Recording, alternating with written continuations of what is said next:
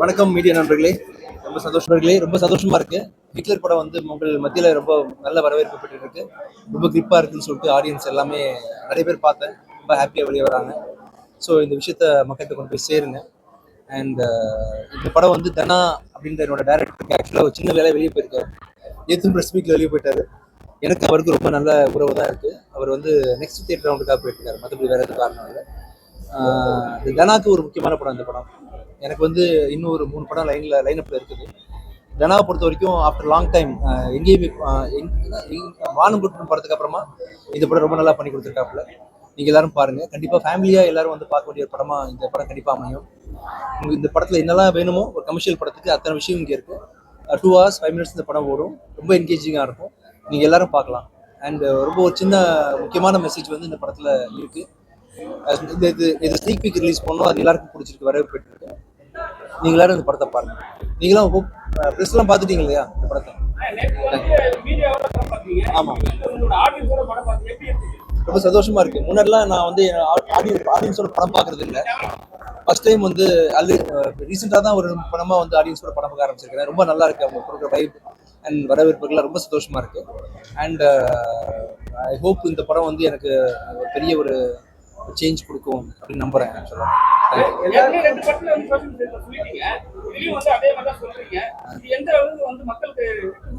இல்ல, இது இது எல்லா மெசேஜுமே எல்லா ஹீரோஸும் எல்லா படத்துலயும் இன்க்ளூடிங் மீ சொல்ற சோசியல் மெசேஜ் எல்லாமே அந்த படத்தோட டைரக்டர் சம்மந்தப்பட்டது. அவங்க ஒரு கதையோட வருவாங்க. அந்த கதை ஒரு நல்லா இருக்கு இந்த மெசேஜ்னு சொல்லிட்டு நானும் ஆடியன்ஸ் மாதிரி அதை கேட்டு இதை பண்ணலாமேன்னு சொல்லிட்டு ஆடியன்ஸ் மாதிரி ரியாக்ட் பண்ற ஒரு விஷயம் தான் இந்த படத்துல நம்ம சொல்லப்பட்ட சோசியல் மெசேஜ். இது முழுக்க முழுக்க தனா மக்களுக்காக என்ன நினைச்சு வச்சிருக்காரு, என்ன சொல்லணும் ஆசைப்பட்டாருன்னு அதை சொல்லியிருக்காரு. தனா ஒரு சோசியல் மெசேஜ். அண்ட் இதை கேரி பண்றதுக்கு ரொம்ப பெருமைப்படுறேன். ஆஸ் எ ஹீரோவா பெருமைப்படுறேன். Thank you sir.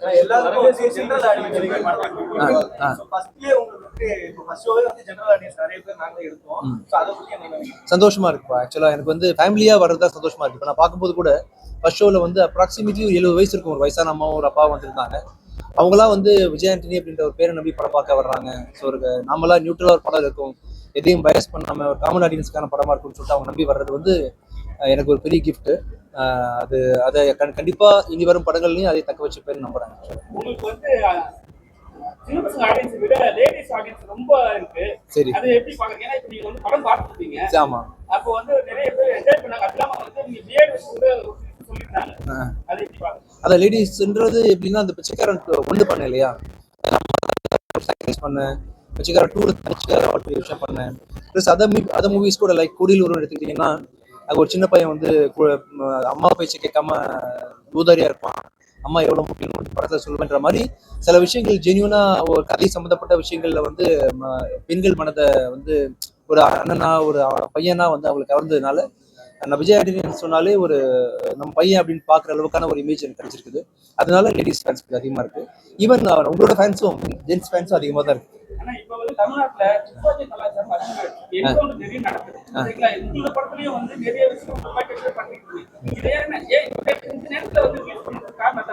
இல்ல, ஆக்சுவலா இதுக்கப்புறம் நிறைய படங்கள் என்னோட படங்கள் காத்துட்டு இருக்கு ரிலீஸ்க்காக.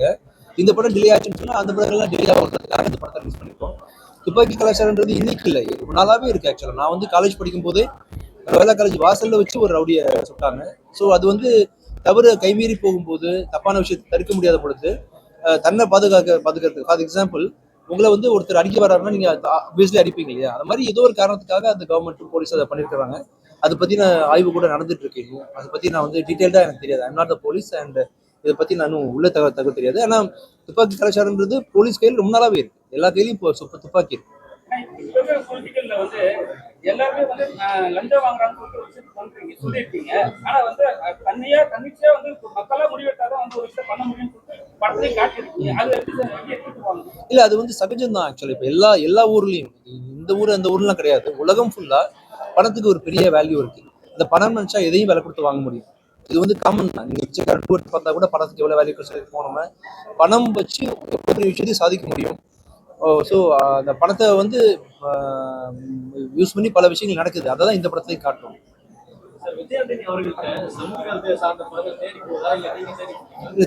ஆனா தேடி வருதுப்பா, தேடி வருது. நான் பண்ணது வந்து பாத்தீங்கன்னா மெயினா பங்கெடுத்து நான் டைரக்ட் பண்ண ஃபர்ஸ்ட் படம் கதை எழுதி பிச்சைக்காரன் 2 தான். அதுல சோஷியல் மெசேஜ் கண்டிப்பா இருக்குது. மத்த படங்கள் எல்லாமே என்ன தேடி தானாவே வர மாதிரி தான் நான் ஃபீல் பண்றேன்.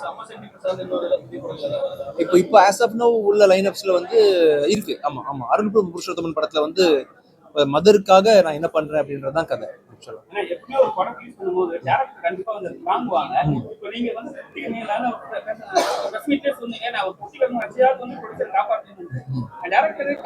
இல்ல இப்ப வந்துருவாரு, வந்துட்டாரு, ஏதோ வந்துட்டாரு.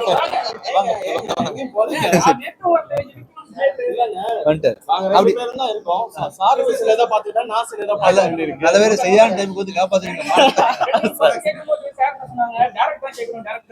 ஓகே, ஏன்னா வந்து இப்போ துப்பாக்கி கலாச்சாரம், அதுக்கப்புறம் வந்து பொலிட்டிக்கல் வந்து ஏதாவது ஒரு அக்ரிமெண்ட் கொண்டா எதுவும் பண்றது கிடையாது. மக்களா ஒரு முடிவெடுப்பு பண்ணா மட்டும் அது நிறைவேற்றது காட்டிருக்கீங்க. இந்த அரசாங்கத்தை குறிப்பிட்டு சொல்லியிருக்கீங்களா? அப்படி அரசாங்கத்தை குறிப்பிட்டு இந்த அரசாங்கம் அந்த அரசாங்கம் குறிப்பிட்டுலாம் எதுவும் சொல்லல. நடக்கிற விஷயங்களை அங்கங்க எடுத்து நம்ம இது பண்ணியிருக்கோம். என்ன கேட்டீங்கன்னு வச்சுக்கோங்களேன், தவறு எல்லாத்துக்கும் பொறுப்பு மக்கள் தான் சொல்லுவாங்க. எல்லா தவறுக்கும் அவங்க நினைச்சா வந்து எல்லாத்தையும் மாற்ற முடியும். அவங்க தான் முக்கிய காரணம். அவங்க கையில இப்போ ஓட்டுன்ற பவர்ஃபுல் ஆயுதம் இருக்கு. எப்போ வேணா அவங்களால வந்து எந்த டிசிஷன் எடுக்க முடியும், புரட்சி பண்ண முடியும். பட் எல்லாமே நம்ம வந்து கோத்ரூ பண்றது தான் நம்மளோட தவறுன்னு தான் சொல்லணும். எல்லா ஊர்கள்லையுமே, உலகம் ஃபுல்லா.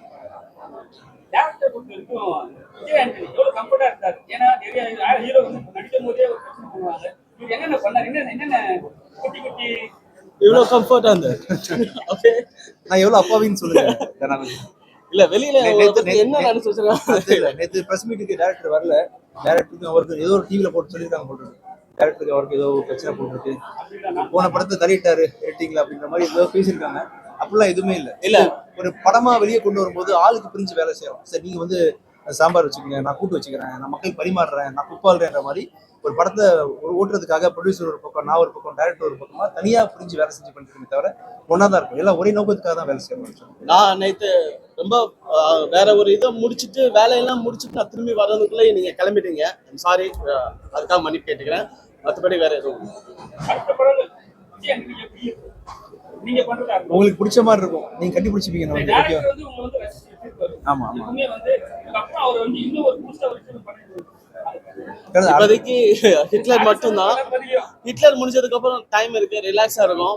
ஸோ தானா அடுத்து என்ன படம் பண்ணுவான்னு யாரும் வெயிட் பண்ணல. ஸோ எனக்கு டைம் இருக்கு, பொறுமையா நல்ல படமா பண்ணுவேன். நெக்ஸ்ட் ஒவ்வொரு படத்துக்கும் நீங்க வந்து ரொம்ப என்ன பாராட்டுவீங்க, நீங்க பாராட்டுவீங்க.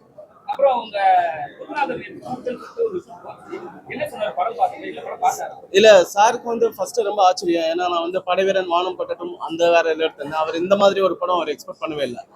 அது புதுசா இருந்ததுனாலே அவர் ரொம்ப இதானாரு. பிளஸ் அவர் த்ரூ அவுட் ரொம்ப படம் ரொம்ப பிடிச்சிருந்தது. செகண்ட் ஹாஃப் முடிச்சுட்டு அவர் ரொம்ப நைஸ் அப்படின்னு ஒரு வார்த்தை தான் சொல்லுவாரு. 5-6 வார்த்தை சேர்த்து சொன்னது ரொம்ப ஹாப்பியா இருக்கு. மணிரத்னம் சார் வந்து இந்த படத்தை பார்த்துட்டு பைக்ஸ் கொடுத்துருக்காரு. சோசியல் மீடியால வந்து அது வளம் வந்துட்டு இருக்கு. அதை நீங்க எல்லாம் கேரி பண்ணலாம். மணிரத்னம் சார் படம் பார்த்தாங்க, லிங்குசாமி சார் பார்த்தாங்க, வசந்த் பாலன் சார் பார்த்தாங்க, வேற யாரும் சார், வசந்த் சார் பார்த்தாங்க. எல்லாரும் பார்த்துட்டு அவங்களோட கருத்துக்கள் தெரிவிச்சிருக்காங்க. அதை நீங்க முடிஞ்சா வந்து மக்கள் கேரி பண்ணி கொண்டு போய் சேருங்க. நீங்க படம் பார்த்துட்டீங்க, நீங்க கூட ஒப்பீனியன் சொல்லலாம், வாங்கலாம். இப்ப இங்க மக்கள்கிட்ட சொல்லிட்டு போங்க. பத்திரிகையாளர்ல ஒருத்தரா, இந்த பத்திரிகையில ஒருத்தரா உங்க ஒப்பீனியன் சொல்லிட்டு போங்க. இவரோட குரல் ரொம்ப முக்கியம் எனக்கு. இங்க உட்காரு. இல்ல இல்ல உட்காரு உட்காரு உட்காரு ப்ளீஸ். இல்ல இல்ல இல்ல இல்ல இல்ல உட்கார கூட இல்ல, நான் உட்காரு, நீங்க உட்காரு. சரி, படம் ரொம்ப நல்லா இருக்கு. அண்ணனுக்கு வந்து இந்த படம் ஒரு மைல் கல்லா இருக்கும். நான் பப்ளிக்னு கேட்டேன், எப்படி இருக்குன்னு கேட்டேன். நிறைய பேர் வந்து நிறைய விஷயம் சொன்னாங்க, அதில் நல்லாவும் சொன்னாங்க. இதுதான் பத்திரிகைக்காரங்களோட குரல், உங்க குரல். ரொம்ப சந்தோஷமா இருக்கு. தேங்க்யூ, ரொம்ப தேங்க்ஸ். தேங்க்யூ.